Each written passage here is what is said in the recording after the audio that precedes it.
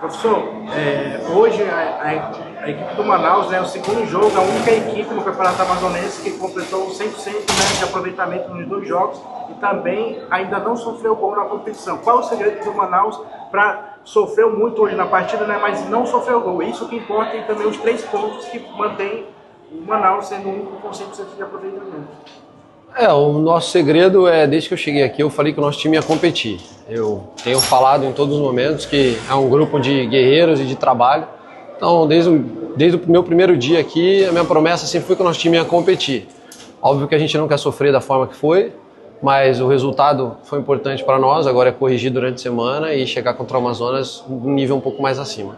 É isso que eu queria conversar. Desses 2 jogos, houve uma leitura muito específica sua para tentar equilibrar o jogo do Manaus, né? O Manaus, de novo, ficou ali naquele primeiro tempo, na minha avaliação, um pouco abaixo. No segundo, vocês conseguiram, tanto que o segundo gol, para mim, foi o mais trabalhado dentro do que vocês devem treinar no dia a dia.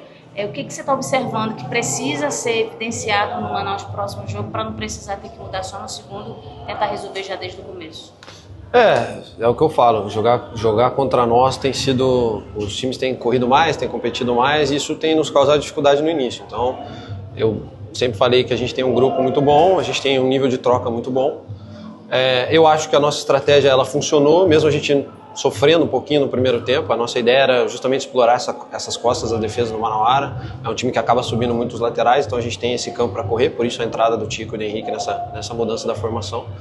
Agora é tentar entender o Amazonas, tentar fazer essa leitura. É um time que jogou com um time na primeira rodada, veio com um time que teoricamente seria o time principal deles na segunda rodada. É tentar entender, tentar usar a melhor estratégia. O Manaus, foi o que eu falei para eles ali, o Manaus é um grupo de trabalho, tanto o clube, quanto a diretoria, quanto a comissão, os atletas, a gente vai trabalhar. A gente vai sofrer, a gente vai ter nossas dificuldades, mas a gente vai chegar e competir no jogo. E aí tentar fazer as leituras corretas para tentar achar soluções do que o jogo nos pede. Então foi o que a gente tentou fazer o primeiro jogo e é o que a gente fez nesse segundo jogo hoje. João, qual a expectativa para o próximo jogo contra o Amazonas e quais pontos ainda precisam ser corrigidos para a competição? A gente precisa sentar agora, assistir o jogo com um pouco mais de calma, tentar entender aonde estão as nossas dificuldades ali. Eu acho que a gente tem muito a melhorar, não está da forma que eu quero ainda, da forma que eu penso, mas corrigir ganhando é um pouco melhor.